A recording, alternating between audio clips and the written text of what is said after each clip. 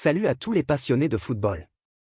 Cette Coupe du Monde des clubs continue de nous surprendre avec des rebondissements spectaculaires et des performances inattendues. Entre une humiliation pour Chelsea, un PSG sous pression mais renforcé, des rumeurs de transferts intrigantes, et des stars comme Mbappé ou Dembélé au cœur de l'actualité, le spectacle est total. Voici le résumé complet d'une journée riche en émotions et en informations. Abonne-toi et active la cloche de notification pour ne rien manquer de l'actu football. Flamengo a créé une nouvelle sensation en terrassant Chelsea 3-1 lors du choc du groupe D du mondial des clubs, obtenant ainsi sa qualification pour les huitièmes de finale, vendredi à Philadelphie. Décidément, cette Coupe du Monde n'en finit pas de sourire aux formations brésiliennes. Au lendemain du succès de Botafogo face aux champions d'Europe parisiens, 1-0, c'est une autre équipe de Rio qui a fait mordre la poussière à un illustre représentant européen, vainqueur de la Ligue Conférence cette saison. Ce résultat, combiné à la défaite du Los Angeles FC d'Olivier Giroud et de Hugo Lloris contre l'Espérance de Tunis, 1-0, propulse les Cariocas au prochain tour. Après leur victoire face au LAF, 2-0, les Blues s'attaquaient à un bien plus gros morceau en se frottant à des Brésiliens qui avaient fait forte impression au cours de leur premier match contre les Tunisiens, 2-0. Ils ont été servis, en étant bousculés durant plus de 90 minutes par un adversaire complètement déchaîné et soutenu par une forte colonie rouge et noire, les couleurs de Flamengo. Chelsea, quatrième de Premier League, a ainsi été sérieusement malmené par le prestigieux club de Rio, qui a vu passer dans ses rangs des légendes telles que Garrincha, Zico, Romario ou Bebeto.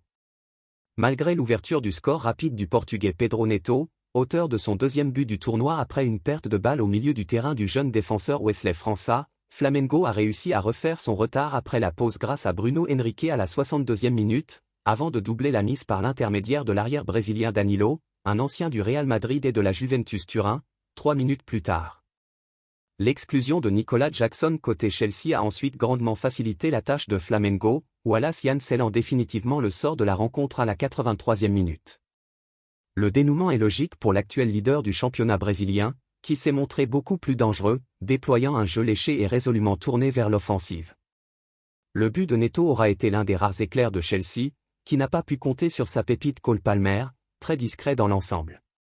Flamengo s'est appuyé sur ses deux remuants ailiers, Luis Araujo et Gerson, deux ex de la Ligue 1, pour semer la panique dans la défense anglaise. L'ancien Marseillais Gerson a notamment eu deux grosses occasions avant que ses coéquipiers ne finissent par faire plier l'arrière-garde des Blues.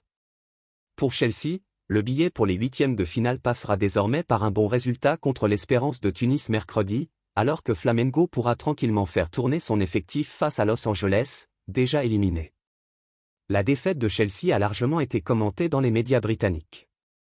Jaco le fou, titre le Daily Star, soulignant l'expulsion de l'attaquant après une grosse semelle. Jackson voit rouge et les Blues s'autodétruisent, ajoute le tabloïd. En Italie, le Corriere dello Sport parle de Danilo éternel et d'un Flamengo qui fait danser Maresca. Pour Marca, c'est une leçon infligée à Chelsea, l'Europe n'est pas tendre avec le club londonien. De retour à l'entraînement après sa blessure, Ousmane Dembélé pourrait réintégrer le groupe pour le dernier match décisif du PSG en Coupe du Monde des clubs. Un renfort de poids à l'horizon pour Luis Enrique. Après la défaite inattendue du Paris Saint-Germain face à Botafogo, 1-0, l'équipe a repris l'entraînement ce vendredi à Irvine dans une ambiance détendue malgré la pression. Sous une chaleur plus clémente, les Parisiens ont affiché une certaine légèreté, notamment en réservant une aide d'honneur à Gonzalo Ramos et Nuno Mendes pour leur anniversaire. Mais la principale nouvelle du jour concerne Dembélé, absent lors des deux premiers matchs en raison d'une blessure au quadriceps. L'ailier français, meilleur buteur du club cette saison et candidat sérieux au Ballon d'Or, a effectué son retour sur les terrains pour les premiers exercices.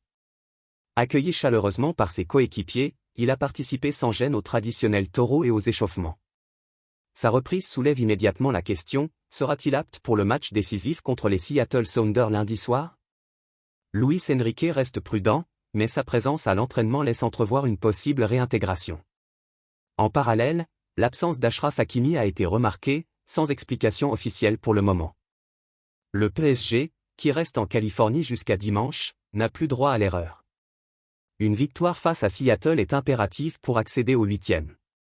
Le retour de Dembélé pourrait offrir un sérieux coup de boost à une équipe en quête de rachat. De son côté, Robert Lewandowski envisagerait de terminer sa carrière en Arabie Saoudite. Selon le journal Al Riyadiyya, le joueur souhaite rejoindre le championnat saoudien à la fin de son contrat avec le FC Barcelone, qui expire le 30 juin 2026. L'agence Goal International, qui gère la carrière du joueur, aurait confirmé cette volonté, bien qu'aucune discussion concrète ne soit entamée à ce stade. Ce vendredi, Liverpool a annoncé l'arrivée de Florian Wirtz en provenance du Bayer Leverkusen pour 150 millions d'euros bonus compris. À seulement 22 ans, le prodige allemand s'est engagé jusqu'en 2030. Il s'agit du deuxième gros transfert des Reds cet été après Jérémy Frimpong. Très ému lors de sa première interview, Wirtz a confié sa fierté de rejoindre l'un des clubs les plus prestigieux du monde, affirmant que Liverpool était le bon endroit pour lui. Malgré la possibilité de rester en Bundesliga, les échanges avec Arne Slot et les dirigeants ont été décisifs. Son amitié avec Frimpong a aussi pesé dans la balance. Le jeune Allemand espère maintenant franchir un cap en Premier League et veut gagner chaque année. Il a même évoqué son souvenir cuisant d'un 4-0 encaissé face à Liverpool, ce qui lui a donné encore plus envie d'en faire partie. Il a aussi adressé un message fort aux supporters, « Merci pour votre soutien. Je suis vraiment heureux de venir ». Concernant Kylian Mbappé, le Real Madrid a confirmé qu'il avait quitté l'hôpital, où il était soigné pour une gastro-entérite aiguë. Mais l'attaquant français n'est pas encore prêt à rejouer. Déjà forfait contre Al Hilal, Mbappé est désormais certain de manquer la rencontre face à Pachuca, et demeure incertain pour celle face à Salzbourg. Les médecins estiment qu'il lui faudra 10 jours pour retrouver toutes ses capacités, ce qui compromet sérieusement sa participation à la fin de la phase de groupe. Le staff madrilène reste prudent et espère pouvoir compter sur lui pour une éventuelle demi-finale. En attendant, le jeune Gonzalo, formé au club, pourrait le remplacer, comme il l'a fait brillamment face à Al Hilal. Enfin, Ansu Fati est dans une impasse totale. Poussé vers la sortie par le FC Barcelone, il était tout proche de rejoindre l'AS Monaco. Le club de la Principauté voulait négocier un prêt avec prise en charge partielle du salaire. Mais depuis, rien ne bouge.